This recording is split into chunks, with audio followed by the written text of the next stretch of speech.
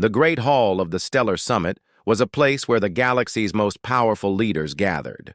Tall banners of many worlds hung from the high ceiling, their colors swaying gently in the artificial breeze. The air smelled faintly of polished metal and some strange floral perfume from one of the alien worlds. Every year, this place became the heart of politics, where alliances were made and promises were broken. At the far end of the hall sat the alien queen of the Aetheris. Her throne was carved from black crystal, its surface catching the light like a frozen night sky. She wore a silver crown shaped like the wings of a bird, and her long white gown shimmered with tiny gemstones that seemed to change color when she moved. Her eyes were a deep silver, calm but unreadable, as if she could see both the present and the future. Around her, the hall was crowded, but not close to her.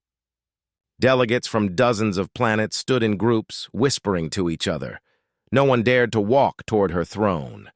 The distance between her and the rest of the hall felt like a wide river no one wanted to cross.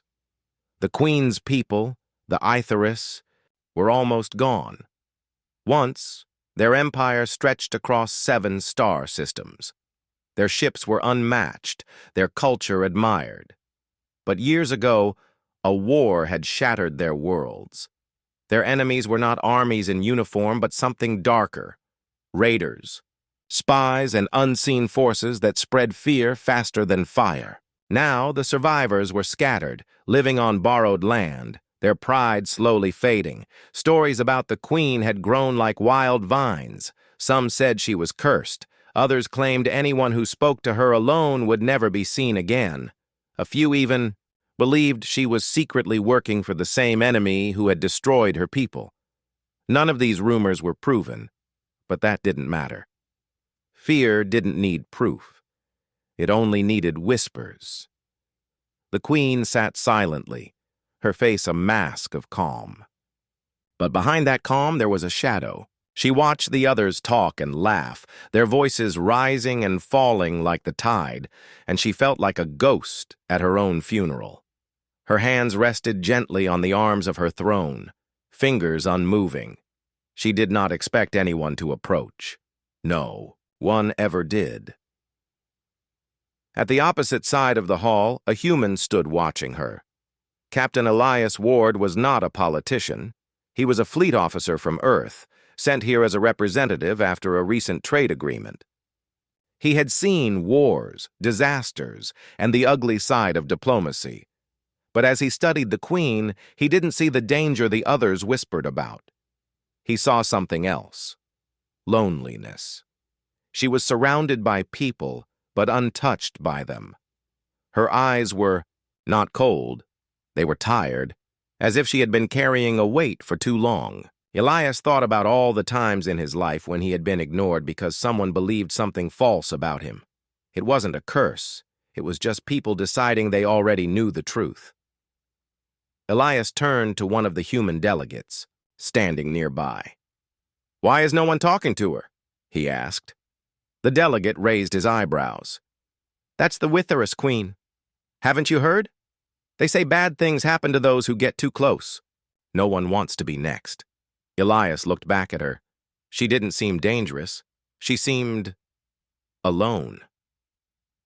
"Sometimes," Elias said quietly, "the person no one talks to is the one who needs it most." The delegate shrugged. "Your funeral, Captain?" Elias ignored the warning. He adjusted his dark blue uniform, ran a hand over his short-cropped hair, and started walking toward the Queen. Every step echoed across the hall. The whispers grew louder, not because of the distance he had covered, but because everyone was watching.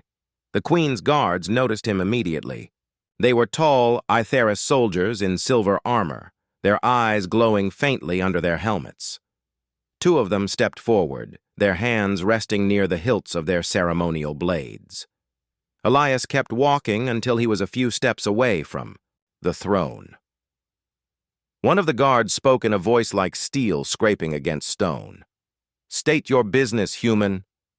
Before Elias could answer, the Queen raised one slender hand. The guard stopped instantly, stepping back without a word. Her silver eyes studied Elias carefully, as though she were measuring him against a list only she knew. "Why have you come forward when no one else will?" she asked. Her voice was smooth, quiet, yet it carried across the room. Elias didn't give a speech. He didn't mention politics, trade, or strategy. He simply said, "Because I thought you looked like you could use some company." For a moment, the hall seemed to stop breathing. No one had expected such a simple answer. Some delegates smirked, thinking it was foolish. Others just stared in shock.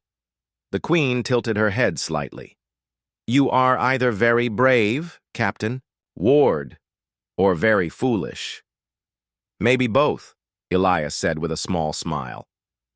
"But where I'm from, it's considered polite to introduce yourself to someone you've just met." He extended his hand, not as a soldier or a representative, but as a person. The Queen looked at his hand. No one had done this in years. She could feel the eyes of the entire hall on her. Slowly, she reached out and placed her cool, delicate fingers in his. Her grip was gentle but steady. A faint shimmer of light passed between their hands. Most people didn't notice, thinking it was just a trick of the hall's lighting. But the Queen felt it, something deep and unspoken, like the first spark in a long-forgotten fire. Around them, the whispers turned into a low murmur. Some were shocked, others were uneasy. But for the first time in many years, the alien Queen was not alone on her throne. And in that moment, something began to change.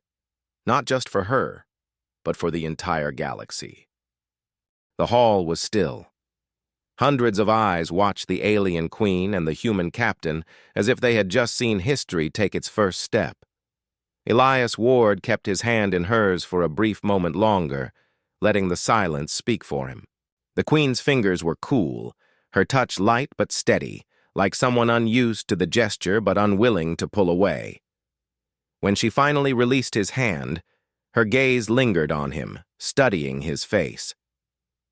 "You do not fear the stories about me?" she asked softly. Elias shook his head. "I've heard them, but I've learned that stories change every time they're told. Truth is quieter. You have to walk closer to hear it." Something in the Queen's eyes flickered. Perhaps surprise, perhaps amusement. No one in the summit had spoken to her like this in years. The delegates usually bowed, kept their distance, and filled their words with empty compliments. Elias's directness was different. "Walk with me," she said suddenly. It was not a request. Her voice carried the tone of someone used to being obeyed, yet without arrogance. The hall's murmur returned as she stood, the silver of her gown catching the light. Her guards moved automatically into a protective formation, but the Queen lifted her hand slightly, signaling them to keep their distance. Elias matched her pace as she stepped down from the black crystal throne and crossed the marble floor toward one of the side corridors. The further they walked from the main hall, the quieter the air became. The sounds of politics faded until only the soft echo of their footsteps remained. The corridor was long, lined with tall windows that looked out into the endless stretch of space. Distant stars shone like frozen sparks in the dark. Ships drifted past the station, their lights blinking in slow rhythm. The Queen finally spoke again. "You are different from the others. Most approach me with careful words, hiding their true intent. You walked straight to me with an open hand. Why?" Elias glanced out at the stars before answering. "Because I've been on the other side. I've been the one standing alone while others pretended not to see. I know what it feels like. It's not a place I'd leave anyone if I could help it." The Queen stopped walking. Her gaze softened, and for a moment, the weight of her crown seemed heavier. "In my world, Captain Ward, kindness is not offered without purpose. If it is often seen as weakness. Are humans so different? Not always. Elias admitted with a small smile. But sometimes, it's worth being the exception. A faint, almost invisible curve formed on her lips, something that might have been the beginning of a smile. She turned back toward the corridor and led him further, past an ornate doorway guarded by two silent sentinels. The doors opened without a word, revealing a private chamber lit with soft silver light. Inside, the air was warmer, scented faintly with a floral fragrance Elias couldn't name. A long table of dark stone sat in the center, its surface covered with delicate crystal maps. Each map showed a different star system, glowing softly. "This is my private hall," the Queen said, walking to the table. "Few are allowed here. It is where I remember what has been lost." Elias stepped closer, studying the glowing maps. "These are your people's worlds?" She nodded. "They were. Now, only 2 remain under Ithera's control. The rest are scattered. Some are taken, some abandoned, and some destroyed beyond recovery." Her voice stayed calm, but Elias could hear the quiet ache beneath her words. "What happened?" he asked. The Queen's silver eyes focused on one particular map, a system with 5 planets, each glowing faintly. "An enemy who prefers shadows over open war. They do not march in with fleets. They whisper in the ears of rulers, turn allies into doubters, and plant seeds of distrust until no one dares to stand together.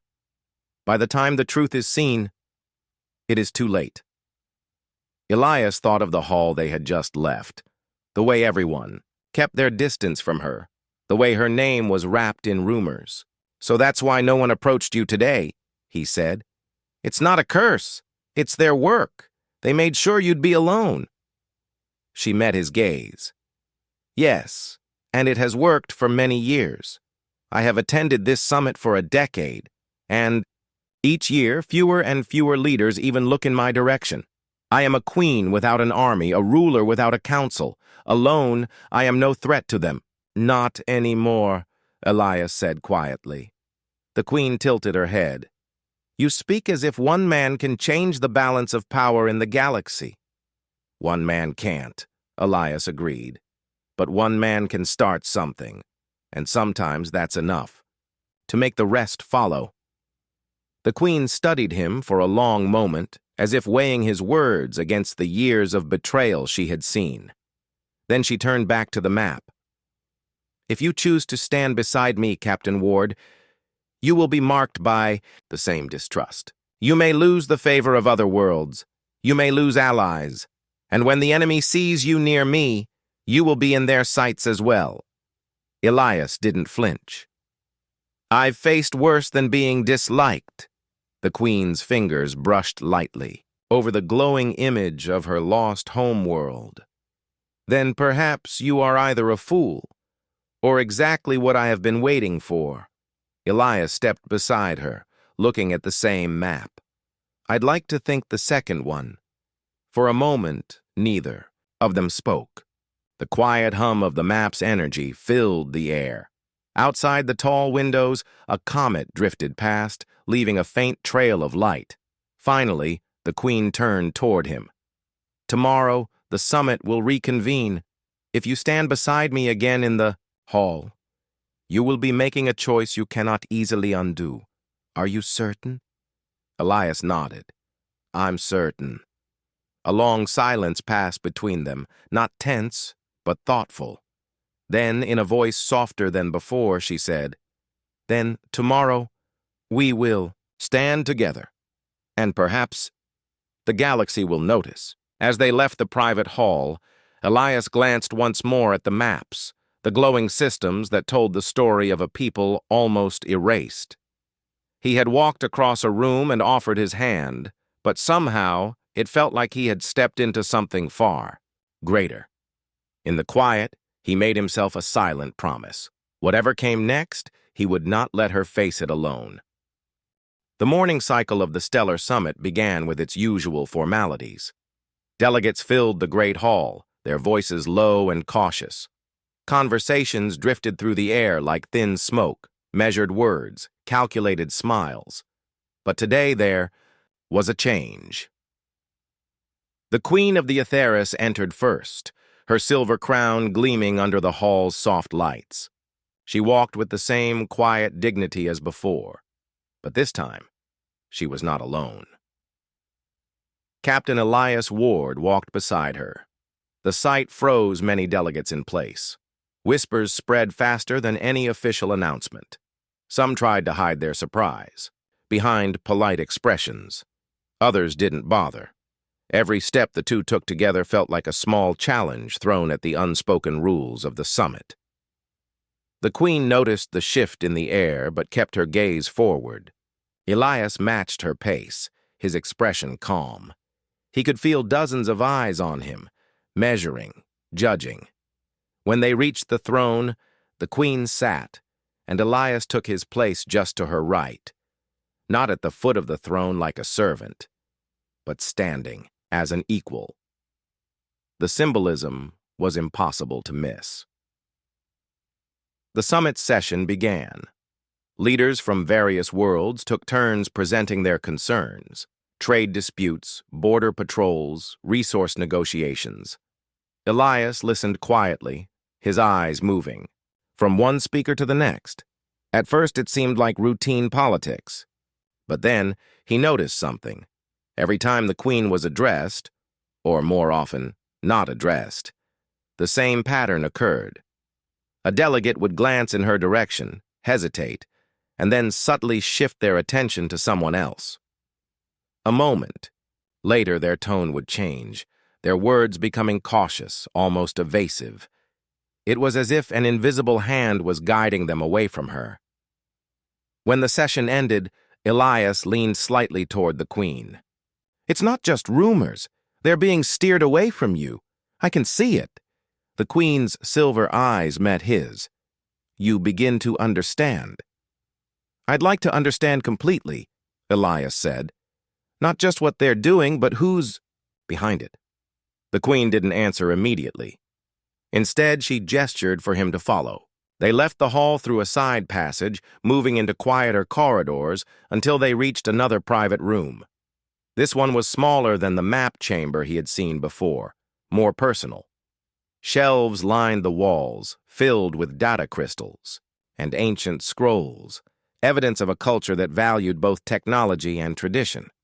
She walked to a narrow table near the window and opened a drawer.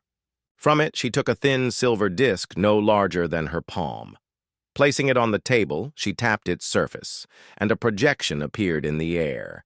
Hazy, flickering images of faces, ships, and star charts. "This," she began, "is the record of what I believe to be the enemy's network. They call their leader the Whisperer. He is not seen in public, yet his influence moves across entire systems. His strategy is simple: isolate, weaken, then take. Worlds fall without a single shot fired." Elias studied the floating images. "How does he control so many without armies?" "By controlling the flow of trust," the Queen said. "He uses spies, yes, but more often he uses lies. He whispers into the right ears, leaders, advisors, diplomats. He makes them doubt their allies. He makes them see danger where none exists. And while they hesitate, he moves in." Elias frowned. "And you've been his main target for years." She nodded slowly. "My people once stood against his influence. We were one of the few civilizations that could resist his network. That made us dangerous to him. So he broke us, not through war, but through fear. He planted the idea that we could not be trusted. Soon our allies began to step away. When we stood alone, his agents struck. Worlds burned, fleets scattered. And now," she gestured to herself, "I am the last symbol of a broken empire. Alone, I can do nothing." Elias leaned over the table, his eyes scanning the star charts in the projection. "You've been collecting this for a while." 10 years, she said. "Every fragment, every rumor, every half-truth I could verify. But information is only power if it can be acted upon. And She paused, her voice dropping. Have no one I can trust to act. Elias looked at her. You do now. The Queen searched his face, as though trying to decide if he truly understood what he was offering. If you take this step, Captain Ward, you will be drawing the Whisperer's attention. He will not strike openly, but he will find ways to remove you, quietly, permanently. Elias straightened. I've faced worse odds, and I've learned that you can't stop lies by staying quiet. You stop them by speaking the truth louder. The Queen considered his words for a long moment, then slowly pushed the silver disc toward him. Then take this. Study it. See the patterns I see, and if you still wish to stand beside me after that, we will act. Elias took the disc carefully, feeling the faint hum of its stored data. I'll start tonight. As they left the private room, Elias couldn't shake the sense that the walls themselves were listening. The Queen's warnings about spies didn't feel like distant threats. They felt close, immediate. Later that evening, in the small quarters assigned to him aboard the station, Elias placed the disc on his desk and activated it again. Star charts lit up the room, casting pale light over the metal walls. Names, dates, and coded transmissions scrolled past. The more he studied, the more the same pattern emerged. The same handful of systems, the same sequence of events, the same shadow connections leading back to one central point. It was like following threads in a web, all leading toward a hidden spider. The Whisperer. Elias leaned back in his chair, thinking. If he could find even one clear link between the Whisperer and someone in the summit, he could expose the manipulation. But that would mean moving carefully. One wrong step, and the enemy would know he was looking. A soft chime at the door interrupted his thoughts.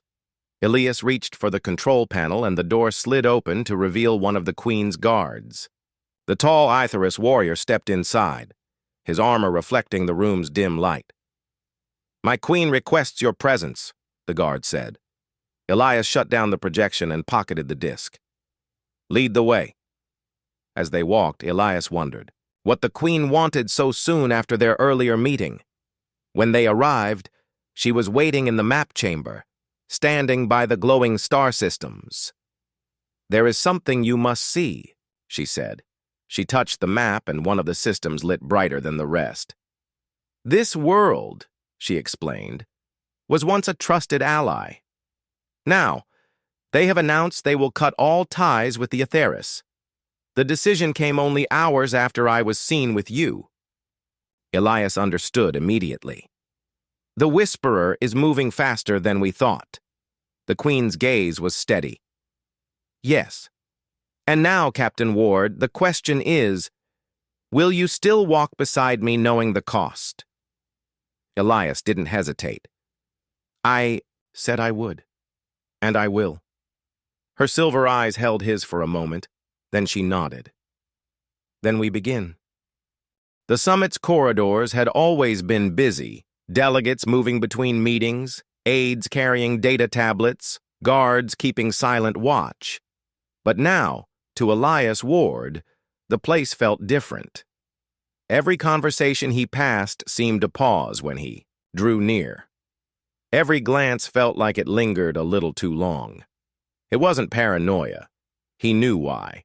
The moment he chose to stand beside the Aetheris Queen, he had stepped into a world of quiet battles and hidden eyes.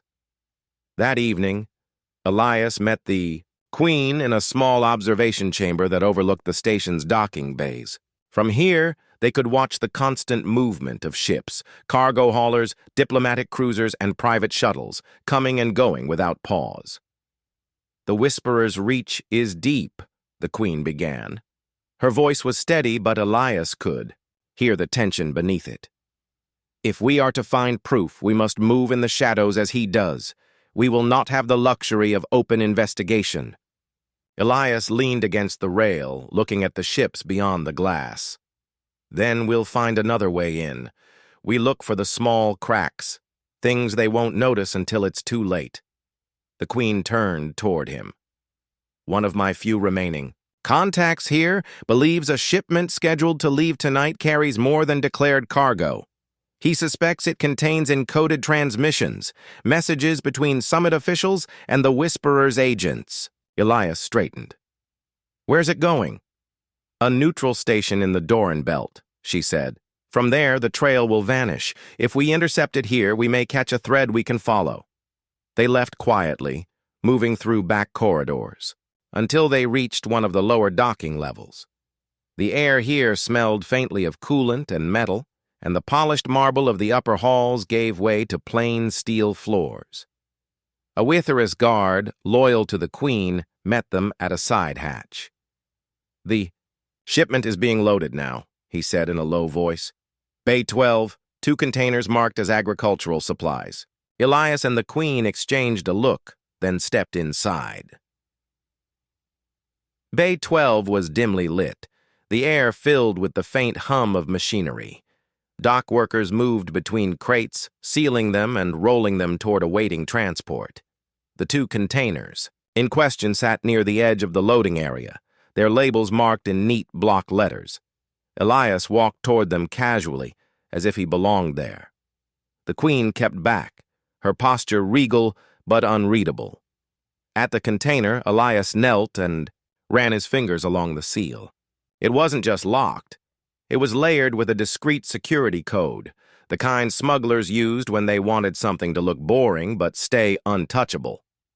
"Definitely hiding something," Elias murmured. Before he could try anything, a voice called from across the bay. "You there! That cargo is restricted!" 2 security officers in the summit's dark uniforms strode toward them. Their steps were firm, but Elias noticed their insignia, slightly mismatched from official issue. Forged. Elias stood, his tone calm. "Just checking the load. Orders from logistics." "This area's off limits," one of the men said sharply. "Leave now." The Queen's voice cut in from behind Elias, cool and precise. "I believe this is my station's bay, and I believe I have the right to inspect any shipment that passes through it." The officers froze, clearly not expecting her. For a moment, no one moved. Then the taller of the 2 forced a stiff bow. "As you wish, Your Majesty." They stepped back, but their eyes followed every movement as Elias input a bypass code from his wrist console. The container's seal released with a soft click. Inside, instead of farm goods, lay a set of black metal cases, slim, secure, and unmarked. Elias opened the nearest one. Inside, small crystal data rods glittered under the dim light. Each was labeled with a date and a short code. The Queen's eyes narrowed. Encrypted message storage. Each rod could hold months of communication. Elias closed the case and resealed the container. "We'll take them somewhere safe, somewhere they can't be traced." As they left the bay, Elias noticed the 2 fake officers slipping into a side corridor. He filed it away in his mind. Those men would need watching. Back in the Queen's private chamber, they began scanning the first of the rods. Most were layered with heavy encryption, but one contained partial fragments, enough to reveal names. Elias recognized one instantly. "Counselor Varen," he said aloud. "He's on the summit's trade board. I saw him yesterday speaking against you." The Queen's voice was quiet but edged with steel. "Varen was once an ally of my people. If the Whisperer has him now, it means his reach is deeper than I thought." Hours passed as they worked, piecing together fragments of intercepted transmissions. A pattern began to form, dates of certain policy changes, sudden shifts in alliance, all lining up with quiet visits from unregistered ships. Finally, Elias sat back. "We've got enough to show there's coordination.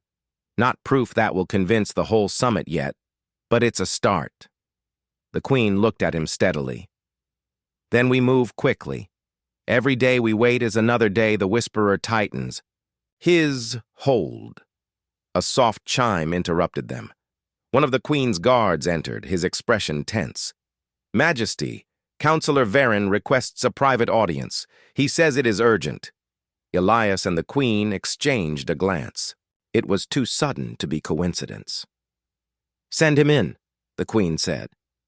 Varen entered moments later, his smile polite but strained. He bowed briefly to the Queen, then glanced at Elias with barely hidden distaste. "Majesty, I come with a warning. Your association with this human is causing unrest among the summit members. Some fear his presence signals dangerous intentions from Earth." Elias stayed silent, watching him. The Queen tilted her head. "And you? Do you share their fears, Counselor?" Varen spread his hands. "I only wish to protect the stability of the summit. You must understand, appearances matter." Elias finally spoke, his tone even. "Appearances can be shaped by those who want you isolated, Counselor. I imagine you know that." Varen's eyes flickered, just for a moment, before he regained his calm. "I advise caution, Majesty. For your sake, and for the sake of your people." He bowed again and left. When the door closed, Elias turned to the Queen. "He knows we're getting close," she nodded. "Yes, which means he will act soon. The question is, will he try to silence us quietly, or make a public move?" Elias glanced toward the case of data rods. "Either way, we'll be ready." Outside the chamber, the station's night cycle began, dimming the corridors. Somewhere in the quiet, unseen eyes were already watching them. The next day at the summit, whispers followed the Queen and Captain Elias Ward like shadows. Delegates glanced at them in passing, their expressions guarded, their conversations dropping to hushed tones as soon as the pair walked by. Elias didn't need to guess why. The intercepted data rods were proof enough. Someone was spreading fear about their partnership. Every word, every sideways look was part of a strategy to keep the Queen alone. After the morning's debates ended, the Queen led Elias through a narrow service passage that wound behind the main chambers. The air was cooler here, the walls plain and unadorned. At the end of the corridor was a small, secure meeting room. Inside, 3 other figures waited. The first was a tall, broad-shouldered woman in dark green armor, her hair tied back in a single braid. She gave Elias a sharp nod. "Commander Riva," she introduced herself, "from the Korath Guard. I've heard about you, Captain Ward." The second was a short, wiry man in simple robes, his eyes quick and sharp. "Envoy Malrin," he said, his voice quiet. "Some of us still remember when the Yetherists were trusted allies." The third was a young human diplomat, barely out of his 20s, with a nervous but determined look. "Lance Harrow," he said. "I speak for a few voices on the Earth delegation who don't agree with the official position." Elias looked to the Queen. "Friends of yours?" "Not exactly," she said, "but they are not friends of the Whisperer either. They came because they believe the time for silence is over." They sat around the table, and the Queen began. "We have intercepted communications between summit officials and the Whisperer's agents. The proof is incomplete, but the pattern is clear. If we present what we have to the entire summit, the enemy will have time to twist it and claim it." "False." "So what's the plan?" Riva asked. Elias placed a small projection device on the table, activating the map of the intercepted network. Thin lines of light connected systems, names, and dates, like threads in a web. "We have enough to link the Whisperer to at least 2 council members. If we can get a few key leaders to see this privately, we can build an alliance strong enough to stand against him openly." Malrin leaned forward. "You're talking about moving in secret while the enemy still controls the main floor." "Exactly," Elias said. "We gather those who are willing to act before he knows how many are on our side." Harrow looked uneasy. "And if he finds out before we're ready?" The Queen's voice was calm but firm. "Then we will be tested sooner than we planned." The discussion stretched into the evening as they debated who to approach first. Every name carried risks. Some leaders might listen quietly and pass the information along to the Whisperer's network. Others might panic and refuse to act at all. Finally, they settled on three: a merchant prince from the Valari sector, a respected general from the Tahrin fleet, and an elder stateswoman from the Arcus Republic. Each had enough influence to sway others, but only if they could be convinced face to face. Riva offered her own shuttle to move them between the neutral meeting spots. "The fewer eyes watching, the better," she said. Over the next 2 days, Elias and the Queen moved quietly across the station, always in plain clothing, never in the same route twice. The meetings were cautious, but promising. The Valari prince agreed to provide resources if the evidence held. The Tahrin general promised military support if the Whisperer's identity could be exposed. The Arcus stateswoman, though skeptical, admitted the patterns were troubling and agreed to keep her forces neutral rather than side with the enemy. Each success built their fragile network a little stronger. But the danger grew as well. On the third evening, as Elias returned alone from a supply deck, he noticed a figure following him through the crowd. The stranger never came too close, but every time Elias changed direction, the shadow followed. Slipped into a maintenance corridor, doubling back silently. When the figure came around the corner, Elias was already waiting. He grabbed the man by the collar, pinning him lightly against the wall. "Why are you following me?" Elias asked. The man's eyes darted nervously. "Message from Counselor Varen." Elias frowned. "Go on." The man swallowed. "He says, you should leave the Queen's side before you disappear." Elias's grip tightened for a second. Then he released the man. "Tell Varen I don't scare easy." When Elias returned to the Queen, she listened without visible emotion. "They are watching you now," she said simply. "You have their attention." "That means we're making progress," Elias replied. That night, the small alliance met again. The Queen laid out the next step. "We have reached the point where quiet preparation will no longer be enough. The Whisperer will learn of our gathering soon if he hasn't already. We must be ready to speak openly and to defend ourselves when we do." Riva's eyes narrowed. "Are you saying we're heading for a fight?" The Queen met her gaze evenly. "If the enemy feels cornered, he will not remain in the shadows. And when that day comes, it will be better to stand together than apart." The decision was made. The next gathering would not be in secret. They would meet at an abandoned station on the edge of neutral space, far from the summit's controlled halls. There they would bring all their evidence, all their allies, and speak without fear of the Whisperer's watchers. 2 days later, they arrived. The station was silent except for the hum of its life support. Dust floated in the air, disturbed only by their footsteps. Delegates from the newly formed alliance stood in a rough circle around the main chamber. The Queen stepped forward, her voice carrying through the still air. "For too long, we have allowed an unseen hand to dictate who may stand together. Today we break that pattern. The enemy thrives on fear. Fear of speaking, fear of trusting, fear of acting. That fear ends here." Elias placed the data rods on a central console, activating the projection. The web of connections appeared above the table, the names and dates now clear for all to see. Murmurs rippled through the group as the scale of the network became undeniable. But before the discussion could deepen, the station's comms system crackled to life. A voice, calm, mocking, filled the chamber.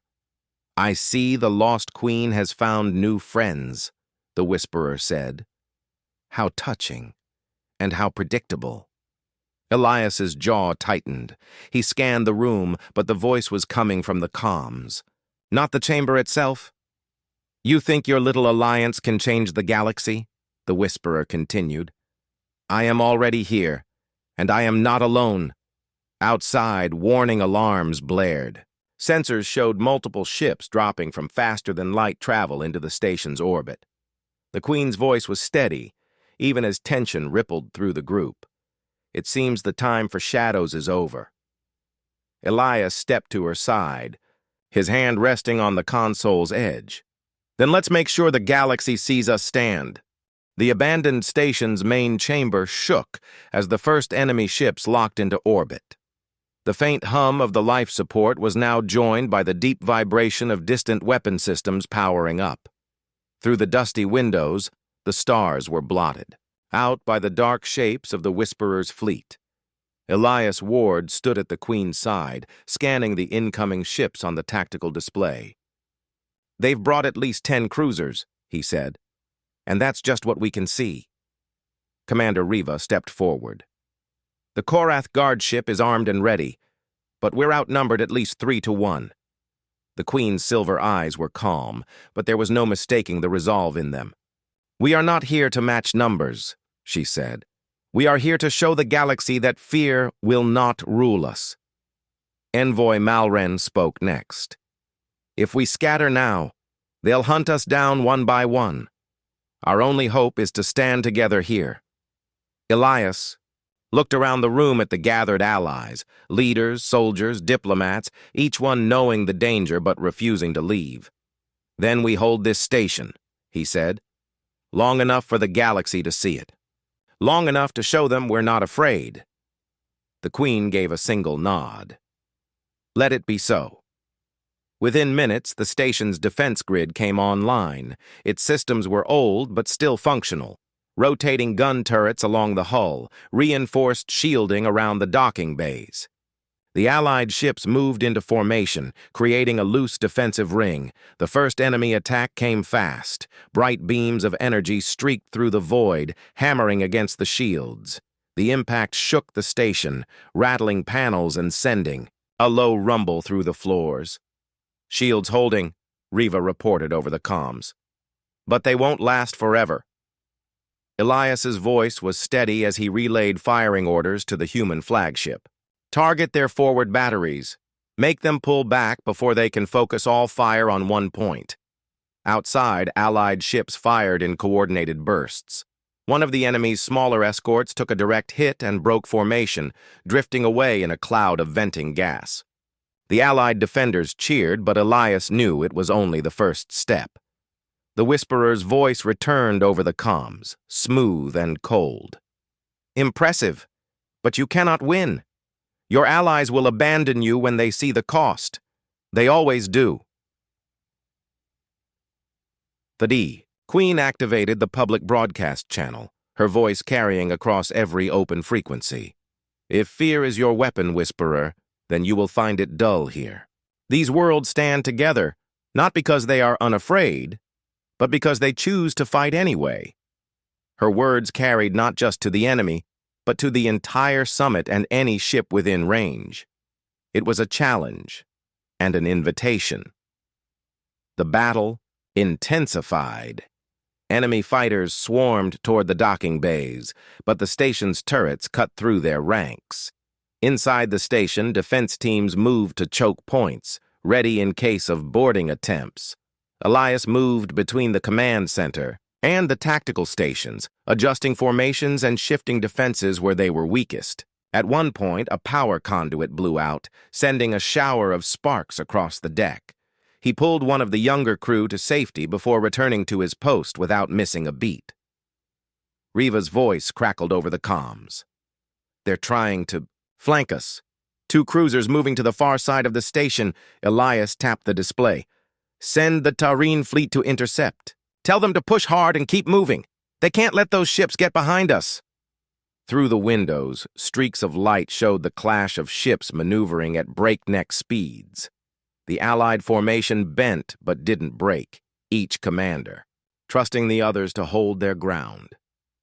Minutes turned into an hour. The Whisperer's fleet pressed hard, but every time they pushed, the Alliance pushed back. The station's shields flickered dangerously low, yet somehow held. Then came the turning point. The Orcs Republic ships, which had been holding at the edge of the battle, suddenly surged forward. Their elder stateswoman appeared on the comms. "I've seen enough. The Queen is right. The time for standing apart is over." Her ships cut into the enemy's flank, blasting through 2 cruisers before the rest could react. The sudden attack forced the Whisperer's fleet into a defensive posture. Cheers erupted in the command center, but the Queen's voice was calm. "Do not celebrate yet. He will retreat soon, but not before leaving his mark." She was right. Moments later, the largest enemy ship, the Whisperer's flagship, moved closer, charging its main weapon. If it fired, the station's shields would fail instantly. Elias's mind raced. "We can't take that hit. We need to stop it before it fires." Riva's voice came through immediately. "Give me a path. I'll take my ship in close and disable it." "That's suicide," Elias said. "Only if I miss," Riva replied. The Queen stepped forward. "Do it. We will cover you." Riva's ship broke formation, speeding straight toward the massive flagship. Enemy fire lit up the void around her, but the Alliance ships shifted to block the worst of it. With a final burst of speed, her ship launched a concentrated volley at the flagship's main weapon. The blast tore through the firing array, sending debris spinning into space. The flagship's lights flickered, its weapons silenced. The Whisperer's fleet began to pull back, disappearing one by one into faster-than-light jumps. Silence fell over the battlefield. In the station's main chamber, the Queen stood before the gathered Alliance. "Today, we did more than survive. We proved that unity is stronger than fear. The Whisperer will return, but now he will face more than one voice. He will face many." She turned to Elias. "And it began with a hand extended when no one else dared." Elias gave a small smile. "I told you. Sometimes one step is all it takes to start something bigger." Her silver eyes softened. "And sometimes one person changes the path of worlds." The moment was quiet, but the meaning was loud enough to echo across the galaxy.